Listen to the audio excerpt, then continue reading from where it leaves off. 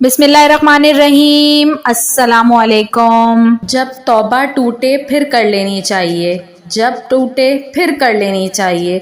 हमारे नबी हज़रत मोहम्मद सल्लल्लाहु अलैहि वसल्लम ने फरमाया, जो बंदा तौबा करने वाला था, अल्लाह की बारगाह में आने वाला था, बार बार गुनाह करता था और बार बार तौबा करता था, एहसास रहता था लेकिन फिर भी गलतियां हो जाती थीं।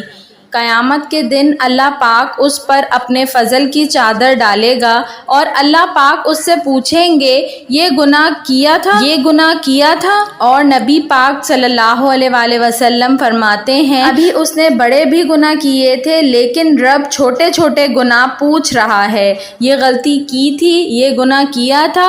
अब बंदा डर रहा है कि पता नहीं सज़ा क्या मिलेगी, क्योंकि दुनिया में भी डरता रहा है और यहाँ भी डर रहा है।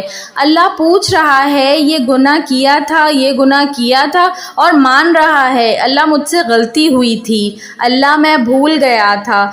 इतने में अल्लाह पाक फरमाएंगे, तुम्हें पता है मैं तेरे साथ क्या करने वाला हूँ। टांगे कांपने लगी कि या अल्लाह पता नहीं। अल्लाह पाक मुस्कुरा पड़ेंगे और फरमाएंगे, मैं तेरे उन गुनाहों के बदले तुम्हें नेकियां देने लगा हूँ। अल्लाह पाक मुस्कुराएंगे और कहेंगे, तुम्हें पता है तुम्हारे ऊपर मैंने अपनी चादर क्यों डाली है। अल्लाह पाक फरमाएंगे, क्योंकि तू मुझसे डरता था, कोशिश करता था पर कमियां रह जाती थीं। आज मैं तुझे अपनी रहमत की चादर के अंदर छुपा कर जन्नत में दाखिल करना चाहता हूँ।